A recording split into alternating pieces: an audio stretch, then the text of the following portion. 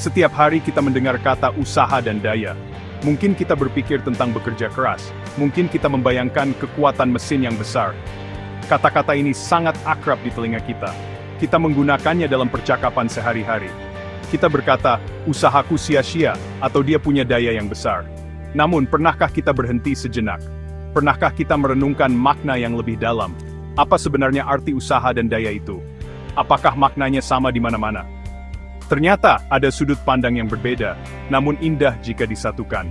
Usaha dan daya adalah dua konsep yang sangat penting. Keduanya menjelaskan bagaimana sesuatu terjadi di alam semesta ini. Sains melihatnya sebagai ukuran fisika. Usaha adalah tentang energi yang dipindahkan.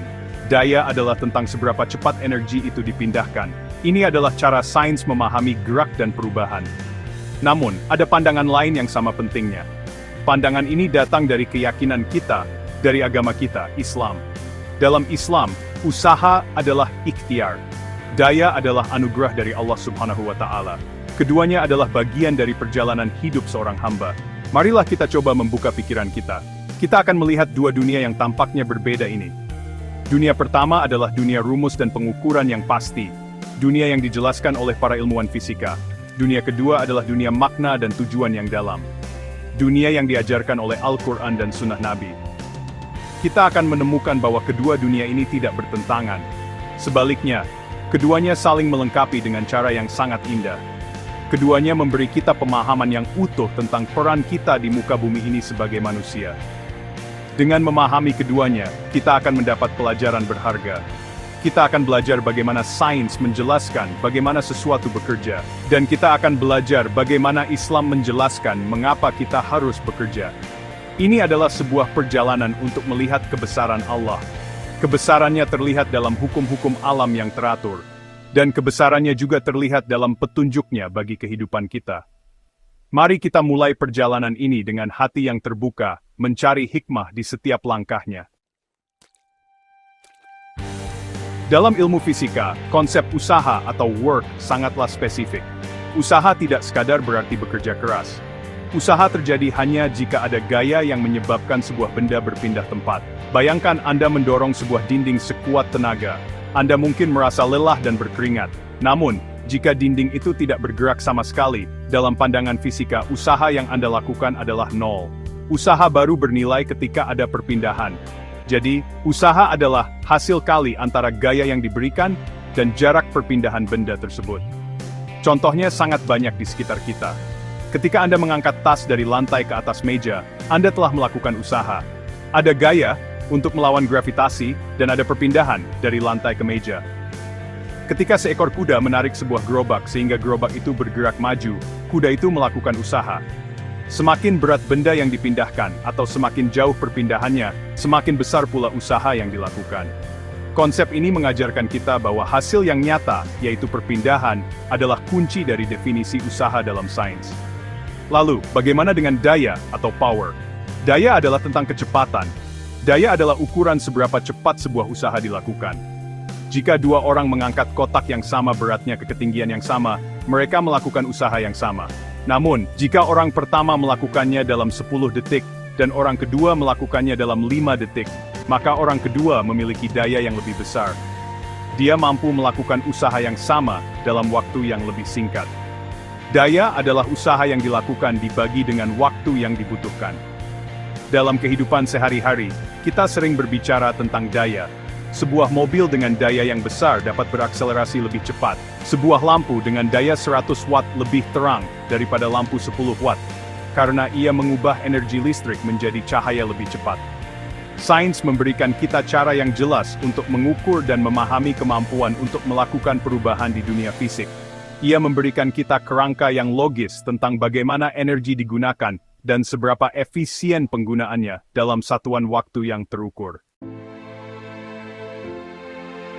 Dalam pandangan Islam, konsep usaha memiliki makna yang jauh lebih luas dan mendalam.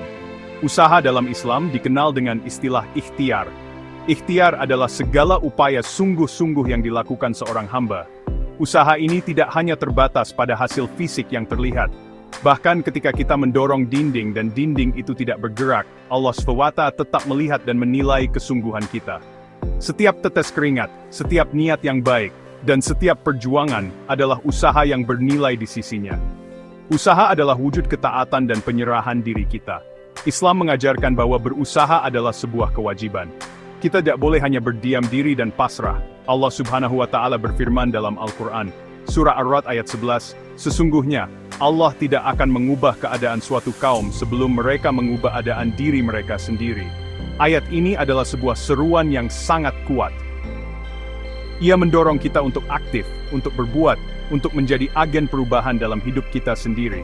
Nasib kita tidak ditentukan oleh kemalasan, tetapi oleh kesungguhan kita dalam berusaha mencari karunia Allah. Adapun daya, dalam Islam, ia dipandang sebagai kuwah atau kekuatan. Kekuatan ini bukanlah milik kita, melainkan anugerah mutlak dari Allah SWT. Kita sering diingatkan untuk mengucapkan la haula wa la quwata illa billah, yang artinya, tiada daya dan kekuatan kecuali dengan pertolongan Allah. Kalimat ini adalah pengakuan atas kelemahan kita dan keperkasaan Allah. Daya yang kita miliki, baik itu kekuatan fisik, kecerdasan akal, maupun kekayaan harta, semuanya adalah titipan yang harus digunakan di jalan yang benar. Nabi Muhammad SAW juga bersabda, mukmin yang kuat lebih baik dan lebih dicintai Allah daripada mukmin yang lemah, dan pada keduanya ada kebaikan. Hadis ini memotivasi kita untuk menjadi kuat. Kuat imannya, kuat ilmunya, dan kuat fisiknya. Kekuatan atau daya ini bukanlah untuk kesombongan. Ia adalah amanah untuk digunakan dalam kebaikan, untuk menolong sesama, dan untuk berjuang di jalan Allah. Daya yang kita miliki menjadi bernilai ibadah ketika kita sadar bahwa ia berasal darinya, dan kita gunakan untuknya. Mungkin ada yang bertanya, apakah pandangan sains dan Islam ini bertentangan? Jawabannya adalah tidak sama sekali. Keduanya justru saling menyempurnakan, seperti dua sisi dari satu koin yang sama. Sains menjelaskan mekanisme alam semesta. Ia memberitahu kita bagaimana usaha dan daya bekerja di dunia fisik. Ia memberikan rumus, ukuran, dan penjelasan logis. Ini adalah cara Allah Subhanahu wa Ta'ala menunjukkan keteraturan ciptaannya kepada kita, agar kita dapat memanfaatkannya dengan ilmu pengetahuan. Di sisi lain, Islam memberikan makna dan tujuan. Ia menjawab pertanyaan mengapa kita harus berusaha dan menggunakan daya kita.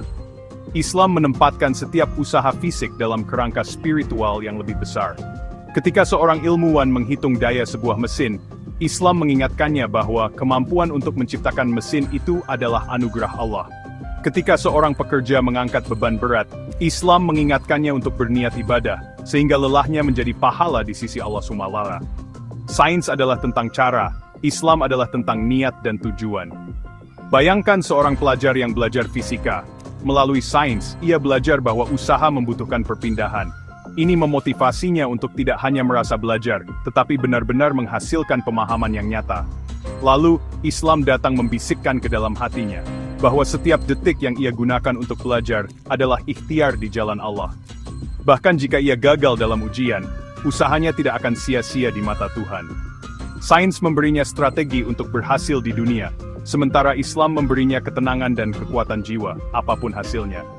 Pada akhirnya, mari kita lihat ini sebagai sebuah harmoni yang indah. Sains adalah anugerah akal dari Allah agar kita bisa memahami alam. Islam adalah anugerah wahyu dari Allah Subhanahu wa Ta'ala, agar kita bisa memahami tujuan hidup. Seorang Muslim yang baik adalah yang mampu menggenggam keduanya. Ia menggunakan ilmu pengetahuan untuk memaksimalkan usahanya di dunia, dan ia menggunakan imannya untuk memastikan bahwa setiap usahanya bernilai di akhirat. Teruslah berusaha sekuat tenaga, manfaatkan setiap daya yang Allah Subhanahu wa Ta'ala titipkan, dan niatkan semuanya sebagai ibadah kepadanya.